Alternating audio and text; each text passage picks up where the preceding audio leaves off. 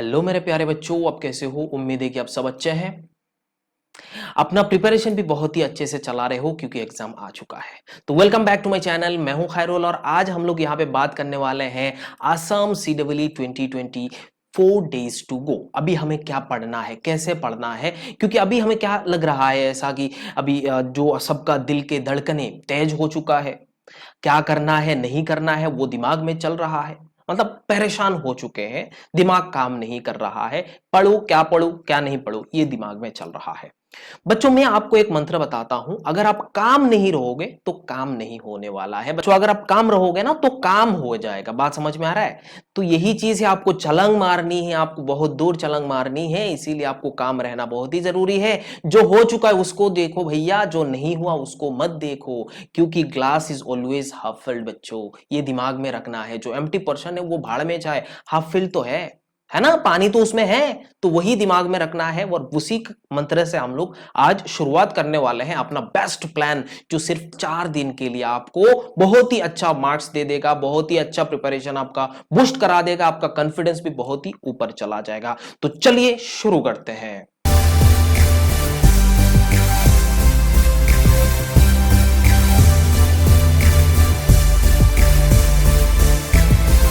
तो बच्चों, आज का जो सेशन है ना, टू द पॉइंट होने वाला है। ये keep it in your mind, to the point में बात करूंगा।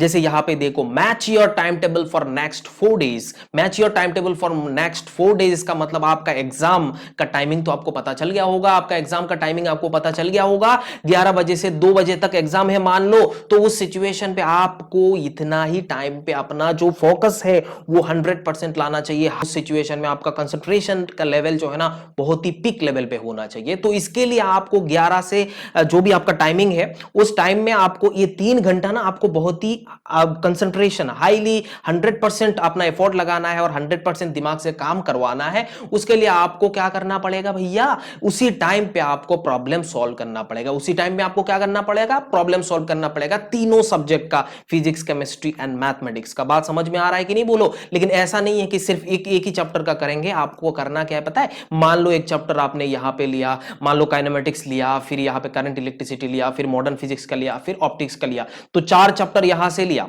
बात समझ में ना, 4 चैप्टर यहां से लिया, तो एक साथ ये 4 चैप्टर का करना है। जो भी आपका टाइम आपको उधर एग्जाम हॉल में दोगे, 1 घंटा दोगे या 45 मिनट्स दोगे फिजिक्स के लिए, तो ये करा। उसके बाद आप जब केमिस्ट्री पढ़ोगे तो वैसा ही 4 टॉपिक 11 12 मिक्स करके 4 टॉपिक आप एक साथ लो, क्योंकि एग्जाम हॉल में आपको एक चैप्टर से क्वेश्चन नहीं पूछता है। कभी पूछता है इलेक्ट्रोस्टैट से, कभी पूछता है काइनेमेटिक्स से, कभी पूछता है एनएलएम से, कभी पूछता है एसएचएम से, कभी पूछता है मॉडर्न फिजिक्स से। अरे यार, एक साथ ऐसा होता है। तो मैं ये बोल रहा हूं, हमेशा एक एक टॉपिक से, एक एक चैप्टर से, मान लो इस टॉपिक से जब भी आप 11 बजे से 2 बजे तक पढ़ोगे, तो उस सिचुएशन में एक चैप्टर से एक क्वेश्चन उठाओ, दूसरे चैप्टर से एक क्वेश्चन उठाओ, तीसरे चैप्टर से, तो एक साथ चारों चैप्टर का क्वेश्चन करना है बच्चों। और वो सारे कौन सा क्वेश्चन करना है मैं अभी आपको बताने वाला हूं। तो मेरे साथ जुड़े रहना है, एंड तक इस वीडियो को देखना है, तभी जाके आपको समझ में आ जाएगा एक्चुअली सर क्या कहना चाह रहा हूं मैं। बात समझ में आया? तो चलिए देखते हैं। यहां पे सॉल्व की कॉन्सेप्ट प्रॉब्लम्स। बच्चों, यहां पे जो की कॉन्सेप्ट है, हर एक चैप्टर का, जो भी आपने चैप्टर पढ़ा होगा उस चैप्टर का कहीं ना कहीं आपको पता चला होगा कि ये सारे की कॉन्सेप्ट है। सारे कॉन्सेप्ट आपको नहीं पढ़ना पड़ता है, और सारे कॉन्सेप्ट इन द सेंस ऐसा है कि कुछ कुछ टॉपिक ही होता है की कॉन्सेप्ट। तो इससे जो भी की कॉन्सेप्ट होता है उसका प्रॉब्लम सॉल्व करो बच्चों, बाकी दूसरा का प्रॉब्लम नहीं। मतलब एक क्वेश्चन अगर सॉल्व कर लोगे तो वो सारे कॉन्सेप्ट, जो छोटा छोटा कॉन्सेप्ट है वो आ जाता है। तो हमेशा की कॉन्सेप्ट को सोचना है, मल्टी कॉन्सेप्ट वाला क्वेश्चन को ही सॉल्व करना है। बट यहां पे पॉइंट टू बी नोटेड, नए एक भी प्रॉब्लम नहीं करना है बच्चों। नया प्रॉब्लम जो आपने पहले पढ़ा है वो सारे चीज को आपको पढ़ना है, नया चीज जरा सा भी नहीं टच करना है, नहीं तो आप फंस जाओगे। Keep it in your mind. Okay, so आगे देखते हैं। यहां पे previous year questions for JEE Mains and NEET का क्वेश्चन आपको देखना है। 2014 से 2020 तक का नीट का लास्ट 5 इयर्स का क्वेश्चन देख लो, काम बन जाएगा। नीट का जो क्वेश्चंस देखोगे फिजिक्स केमिस्ट्री देखो, और जेई मेन का जो देखोगे वो आप फिजिक्स पीसीएम देख लो, काम बन जाएगा। 14 से 20 तक देखना है सारे क्वेश्चन, जो जो चैप्टर आपने पढ़ा है सारे क्वेश्चन, चैप्टर का क्वेश्चन आप लगा डालो। पीवाईक्यू कर लोगे ना ये 4 दिन में, तो आपका काम बन गया बच्चों। आपको आराम से सिलेक्शन मिल जाएगा, 200 अबव आपको मार्क्स मिल जाएगा। मैं मेरा गारंटी है, ये मैं बोल रहा हूं। बात समझ में आ रहा है? अगर आपको ऐसा नहीं मिलता है तो मेरे को एग्जाम के बाद नीचे कमेंट करके बताना सर नहीं आया था। कॉन्फिडेंस के साथ मैं बोल रहा हूं। उसके बाद देखो यहाँ पे जो प्रीवियस ईयर का क्वेश्चन आपको देखना है, मैं ये भी कह रहा हूं कि प्रीवियस ईयर का क्वेश्चन से आपको क्वेश्चन डिराइव होता है कि डिट्टो कॉपी करता, कॉपी कुछ कुछ क्वेश्चंस कॉपी पेस्ट आपको मिलता है, बट आपको डिराइव्ड क्वेश्चन मिलेगा वहां से। बात समझ में आ रहा है? तो इसीलिए मैं बोल रहा हूं हमेशा 100% मैं बोल रहा हूं 200 प्लस आपको मिल जाएगा अगर ये PYQ आप करोगे। बात समझ में आया? तो देखते हैं आगे। देखो, फोकस ऑन योर स्ट्रेंथ, मैंने पहले भी बोला था आपका जो स्ट्रेंथ है उस पे आपको फोकस करना है, बाकी ना कि सारे चीज में फोकस करना है। जैसे यहां पे मैंने लिखा solving 40% is better than chasing 100%। आप चेज करने लग जाओगे, 100% आपको चेज करना है तो आप पता नहीं कहां पहुंच के कहां चले जाओगे। लेकिन अगर आप 40% हाईली एक्यूरेट, मतलब 100% एक्यूरेसी लेवल मेंटेन करके आप करोगे ना तो आपको बहुत ही अच्छा मार्क्स मिल जाएगा। 40% कितना क्वेश्चन से बता सकते हो? 40% मतलब 48 क्वेश्चन से बच्चों, और 48 क्वेश्चंस मतलब आप देख सकते हो 192 मार्क्स मिल जाएगा। तो आराम से आपको 200, लगभग 200। तो 40% जो चैप्टर आप 40% सिलेबस ही आपने कवर करा है, तो वो सारे सिलेबस को आपको अपना बहुत ही अच्छे से उसको पढ़ना है, और वो 40% को बहुत ही खतरनाक तरीके से आपका प्रिपेयर होना चाहिए कि 100% एक्यूरेसी लेवल आना चाहिए। बात समझ में ना? एरर लेस होना चाहिए। तो ये keep it in your mind, focus on your strength, जो आपका स्ट्रेंथ है उस पर फोकस करो, ना कि नया चीज में, है ना? ओके, आगे देखते हैं। देखो, don't practice irrelevant problems beyond JEE and NEET level. JEE Main और नीट लेवल के ऊपर आप जाना ही मत। जेई एडवांस का क्वेश्चन मत लगा देना, यहां पे दिमाग खराब हो जाएगा, आप करना भी नहीं है और वैसे आएगा भी नहीं। CEE का जो लेवल है मेरे को पता है, नीट और जेई मेन के बीच में ही होता है, लगभग दोनों मतलब उतना ही होता है, less greater than less than equals to होता है, मतलब रेंज वही आ रहा है सेट से। सेट में अगर हम इसको डालेंगे तो नीट कॉमा जेई आएगा जो CEE का लेवल है। बात समझ में आएगी नहीं? बोलो। तो यही मैं कह रहा हूं, तो आपको इररिलेवेंट प्रॉब्लम्स को नहीं करना है। पता चला कि उस किताब से करते जा रहा हूं, ऐसा नहीं करना है। PYQ सिर्फ करना है बच्चों, और मैं हमेशा बोला की कॉन्सेप्ट क्वेश्चन को करना है।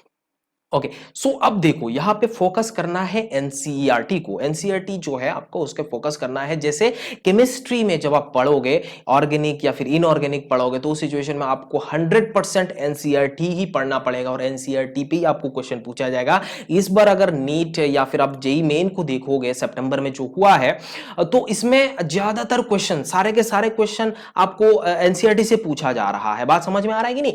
तो ये आपके दिमाग में रखना है, एनसीईआरटी इज वेरी इंपॉर्टेंट, और इस पेंडेमिक के टाइम आपको थोड़ा मतलब रिलीफ दिया गया है। बात समझ में आया? तो एनसीईआरटी को अगर आप अच्छे से पढ़े हो तो काम बन जाने वाला है। तो फोकस करना है एनसीईआरटी को। अगर हो सके तो आप एनसीईआरटी को एक बार पूरा थोरोली पढ़ लेना, या फिर एटलीस्ट जो हर एक चैप्टर में, जैसे फिजिक्स का बात कर रहा हूं, हर एक चैप्टर में जो पीछे समरी दिया हुआ रहता है, एक बोर्ड ब्लॉक टाइप का बनाया हुआ रहता है, कुछ समरी पॉइंट, वो सारे एटलीस्ट पढ़ के जाना है। स्पेशली फिजिक्स का बात कर रहा हूं, और केमिस्ट्री में तो पढ़ना ही पढ़ना है। बात समझ में आया? तो ये कीप इट इन माइंड बच्चों। ओके, सो आगे देखते हैं। फोकस ऑन सॉल्विंग प्रॉब्लम्स, आपको फोकस करना है प्रॉब्लम सॉल्विंग पे, ताकि अब थ्योरी में पहुंच जाओगे। थ्योरी ज्यादा पढ़ोगे तो वैसे ही थ्योरी जो भी आपने पढ़ा था उसको एक बार अगर थोड़ा रिवाइज कर लोगे तो काम बन जाएगा, क्योंकि थ्योरी चेंज नहीं होता है, बट प्रॉब्लम्स बच्चों हजारों लाखों प्रॉब्लम बनाया जा सकता है एक ही कॉन्सेप्ट से। बात समझ में आ रहा है? डाटा को चेंज कर देगा, कॉन्सेप्ट सेम रहेगा, डाटा को चेंज कर दिया, वैसा ही करता है। तो आपको प्रॉब्लम सॉल्विंग पे ज्यादा फोकस करना चाहिए। जैसे मैंने पहले भी बोला है कि कॉन्सेप्ट को देखना है, PYQ को देखना है, बस उतना ही करना है, आपको बहुत ही अच्छा मार्क्स मिल जाएगा, विश्वास रखो। ओके, आगे देखते हैं बच्चों। Revise short notes. अब जो भी आपने एक साल पढ़ा हो या फिर आपने थोड़ा बहुत तो पढ़े होंगे ना, तो वहां पे आपने शॉर्ट नोट्स थोड़ा बहुत बनाया होगा, उस शॉर्ट नोट्स को आपको बहुत ही अच्छे से रिवाइज करना है। जितना ज्यादा हो सके शॉर्ट नोट्स को आपको रिवाइज करना है, और स्पेशली यहां पे इनऑर्गेनिक एंड ऑर्गेनिक केमिस्ट्री में आपको एनसीईआरटी ही ज्यादा पढ़ना है बच्चों, ये चीज आपके दिमाग में रखना है। रिवाइज शॉर्ट नोट्स, इसका मतलब आप फिजिक्स का शॉर्ट नोट्स पढ़ोगे, आप केमिस्ट्री का शॉर्ट नोट्स पढ़ोगे, जो फिजिकल केमिस्ट्री का बात करा जा रहा है, और मैथ का कुछ कुछ शॉर्ट नोट्स जैसे होता है, कुछ कॉन्सेप्ट होता है, कुछ फॉर्मूला होता है, वो सारे चीज को आपको भी दिमाग में रखना बहुत ही ज्यादा इंपॉर्टेंट है बच्चों। ओके, आगे देखते हैं। जैसे स्टडी इन स्लॉट्स, मतलब स्लॉट्स इन द सेंस क्या है कि अब एक बार बैठ के 3 घंटा ऐसा मत पढ़ना, क्योंकि दिमाग जो काम करता है ना ज्यादातर 1 से 1.5 घंटा तक ही सही से काम कर सकता है, हाईली कंसंट्रेशन मेंटेन करता है, उसके बाद धीरे धीरे डिक्रीज हो जाता है। तो इस जो 1 से 1.5 घंटा का जो टाइमिंग है, उस टाइमिंग आप जो भी चीजें पढ़ते हो वो सारे के सारे लगभग रिटेन हो जाता है, लेकिन उससे बाद जो पढ़ोगे वो 50%, 70% या फिर कभी कभी और ज्यादा टाइम लगाओगे तो 30%, या फिर बाद में जाओगे तो 0%, कुछ रिटेन नहीं हो रहा है। तो आपको क्या करना है, स्लॉट में पढ़ना है, और स्पेशली फिजिक्स को हमेशा स्लॉट में पढ़ना ही है। जैसे आपने सुबह फिजिक्स को पढ़ा है, उसके बाद केमिस्ट्री को पढ़ो, फिर मैथ को पढ़ो, फिर केमिस्ट्री को पढ़ो, फिर फिजिक्स को पढ़ो, फिर केमिस्ट्री को पढ़ो, फिर फिजिक्स को पढ़ो, ऐसा टाइप का पढ़ना है जो भी पढ़ोगे। और उसके बाद स्लॉट्स के मतलब आप 1.5 घंटा पढ़ो, नॉन स्टॉप पढ़ो, उसके बाद 5 मिनट का 10 मिनट का ब्रेक ले लो, पानी पियो, क्योंकि पानी पीना बहुत ज्यादा इंपॉर्टेंट है। अभी हेल्थ आपका बहुत ही ज्यादा मायने रखेगा, अभी हेल्थ अगर सही नहीं है तो आप काम नहीं कर सकते हो। बच्चों समझ में आ रहा है कि नहीं? तो अपना हेल्थ का ख्याल बहुत ही ज्यादा तरीके से अच्छे से रखना है। उसके बाद टेक प्रॉपर स्लीप, बच्चों आपको अच्छे से सोना है। जैसे आप सुबह जल्दी उजागना है या फिर अपने हिसाब से, लेकिन आपको सोना है 6 से 7 घंटा आपको मिनिमम सोना ही पड़ेगा। अगर आप नहीं सोओगे तो वहां पे जाके क्या होगा, प्रेशर के कारण आपने जो भी चीज पढ़ा था 1 1.5 साल में या फिर 2 साल में, वो सारे चीज यहां से आपके दिमाग से इरेज हो जाएगा। इसीलिए आपको सोना बहुत ही ज्यादा इंपॉर्टेंट है, आपको सोना ही पड़ेगा। और यहां पे early to bed and early to rise makes a man healthy wealthy and wise, ये चीज बताया गया है। तो आपको जल्दी से सो जाना चाहिए और जल्दी से जाग जाना चाहिए, इसके बारे में आप थोड़ा अपना दिमाग लगाना बच्चों। बात समझ में आएगी नहीं तो बोलो। तो यही हमारा टिप्स था बच्चों, ये बहुत ही मजेदार टिप्स है और बहुत ही अच्छा टिप्स है। मैंने जो जो चीजें बताया, समराइज करना चाहते हो तो मैं बता सकता हूं। यहाँ पे करना क्या था, आपको पीवाईक्यू पढ़ना था, की कॉन्सेप्ट में आपको ध्यान देना था, एनसीईआरटी को पढ़ना था, शॉर्ट नोट्स को पढ़ना था, पीवाईक्यू जो जैसे NEET level and JEE Main का लेवल को ही मेंटेन करना है, उससे ऊपर नहीं जाना है बच्चों। आपको 200 प्लस आराम से मिल जाएगा, उतना पढ़ लो, काम बन जाएगा बच्चों, उसमें कोई दिक्कत वाली बात नहीं है। Wish you all the best बच्चों। आप अच्छे से सीडब्ल्यूई का पेपर को लिखोगे, बहुत अच्छे से आपका पेपर आ जाएगा। अभी ये सारे चीज को मेंटेन करना है एंड बी पॉजिटिव बच्चों, हमेशा पॉजिटिव सोचना है कि जितना आप पॉजिटिव सोचोगे उतना ही आपके साथ पॉजिटिव होगा, नेगेटिव सोचोगे तो नेगेटिव हो जाएगा। Keep it in your mind. अगर आपको ऐसा दिमाग में कभी आ रहा है मुझसे नहीं हो जाएगा, तो ऐसा मत सोचना, क्योंकि आप ही से होगा। आपको छलांग लगाना है और आपने 1 साल या 2 साल आपने पढ़ा है ना, तो अगर अभी ही क्विट करना था तो पहले शुरुआत क्यों किए थे? बात समझ में आ रहा है? वो चीज के बारे में सोचो एक बार यार। तो उसको सोचना है और उसको देखना है, बस काम बन गया। वही हमारा बेस्ट प्लान था और जो भी मैंने चीजें बताया उसको फॉलो करो। 10 ही पॉइंट्स था और 10 पॉइंट को अगर आप अच्छे से फॉलो कर लोगे ना तो मोर देन 200 प्लस आपको मिलने वाला है। 200 क्या, बहुत ही ज्यादा मार्क्स मिल जाएगा बच्चों, मिनिमम मैंने 200 बोला है। ठीक है, ओके, बाय बाय, मिलेंगे एंड टेक केयर।